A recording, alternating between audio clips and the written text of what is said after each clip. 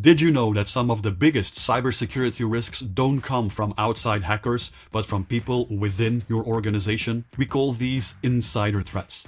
These are people who have access to sensitive information and by accident or intentionally abuse their access. Think of a disgruntled employee who on his last day deletes information. Think of an administrator who by accident clicks on a phishing email and unleashes chaos inside the organization. Or think of an external contractor who legitimately has access to sensitive information but still has a copy long after the project has ended. These insider threats are growing and IT leaders need to take them seriously. Here are 5 common consequences of insider threats that can cripple your organization. Number 1, loss of critical data. Remember that disgruntled employee who on his last day deletes the shared drive with all the customer data? That can really take down an organization. Number 2, data leakage. These insider threats can also copy your data and sell them on the internet or give them to a competitor, and now your intellectual property is in the wrong hands. Number 3, system downtime. Remember that administrator who by accident clicked on a phishing link? Well, that action opens a back door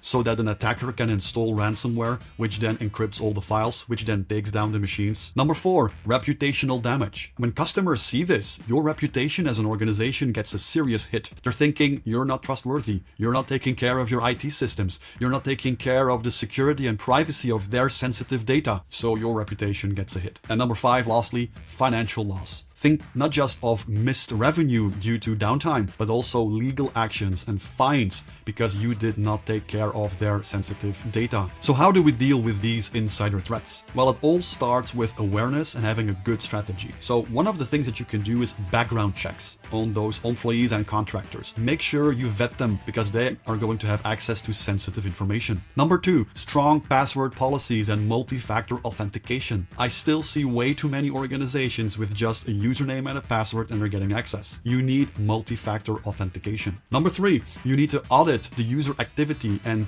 use a SIEM, for example, which combines all the log files and combines all the events, so it will help you detect anomalies. Number 4, apply the principle of least privilege. This means you only give people access to what they really need. Don't over-privilege them, don't give them access to other apps and data locations, only to what they really need. Another way to combat insider threats is to educate employees. Educate, create awareness, train people in recognizing phishing emails, train people in recognizing social engineering, and create awareness. And lastly, encrypt sensitive information. I still see way too many organizations who have their sensitive and proprietary and intellectual property just sitting there on some share, a network share, which is actually not encrypted. And don't forget, have a business continuity plan. This plan describes what you will do in case of such an incident, in case of insider threats. And the goal is to keep the business running as good and as best as you can, given the circumstances. And so the question is, do you have these safeguards in place? If not, take action today and start with understanding insider threats